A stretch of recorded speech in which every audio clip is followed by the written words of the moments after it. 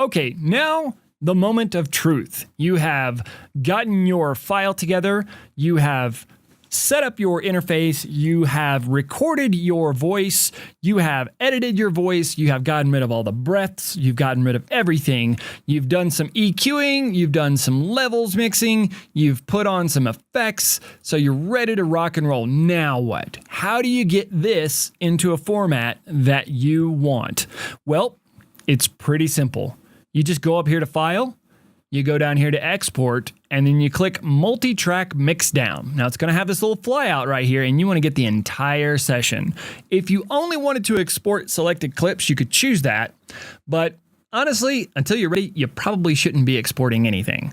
So we're going to export our entire session. So once again, that goes File, Export, Multi-Track Mixdown, Entire Session. Okay, and it's going to throw up this little dialog box for you here. Now, this is where you really need to start paying attention. So this is the file name, the sample recording V2 mixdown. That's what we're going to call this. We're going to leave it like that. By the way, if you do mixdown, it's always going to throw this mixdown name on there, but you can turn this into whatever you want. You can make this be bubbly gump bottoms or whatever it is. I don't know. Just choose a name for it, right? The location, that's obviously where it's going to go. Word of warning. If you do not change your location, it will always default to the last location. Once again, if you do not change your location, it will always default to the last location. So I'm going to throw this in here. Power of sound. I think I'm doing you know what? I'm just going to do it out here in the open just because you guys are not going to need this track or anything like that. I'm just going to throw it out there. Okay, so sample recording V2 underscore mixdown MP3. I'm sending that out to the location, the power of sound. You guys are not getting it. I'm just putting it there just to show you. Here's your format. The format is kind of tough, okay? You get a lot of different options. Now, let's talk about the three main options in here, all right? That's AIF or AIFF.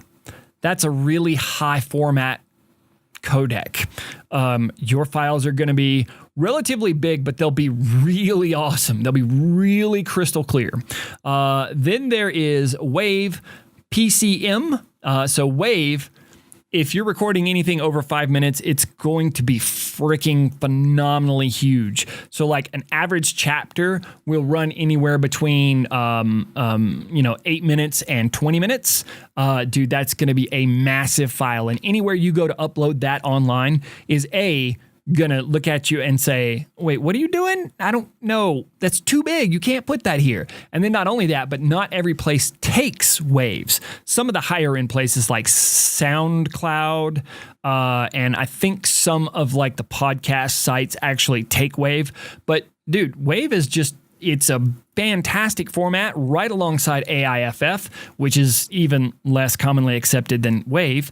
But MP3 audio is actually pretty good. Now, there will be people that will see this video and they'll be like, MP3 is garbage. I don't like MP3. Well, then upload in WAV. Go right ahead.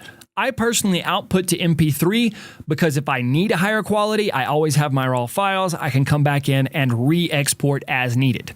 Plus, it saves me a metric crap ton of space on my computer. So if you have 44 chapters and they're all like, 20 minutes long and they're all going out as WAV, you might as well kiss your hard drive goodbye.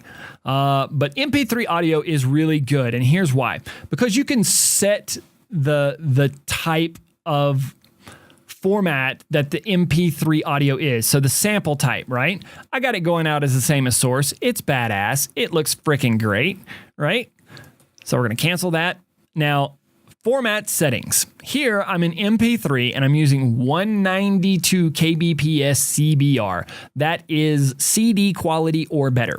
So when you used to put your CD in your CD player and it sounded freaking fantastic, that's because it was 192 kbps or better. Don't go above 192 kbps. Kind of consider that to be your top out. If we hit change, right, we do have some options. We've got 226 kilobytes per second, 256 kilobytes per second, 320 kilobytes per second. But man, I mean, this is pretty much overkill. 192, don't do 160. Stay the hell away from 128. And if you do 112, I'm coming to your house and I'm slapping you in the back of the head. 192, choose that. If it's already set to that, leave it like that. Okay, so it's going to mix down the entire session. It is going to use the master mixer for its output. That's basically the volume is going to be coming out to the master mixer, and that is stereo, and it's going to embed, edit original link data. Okay, so if you have any crazy metadata in your file, it's going to bring that along with it.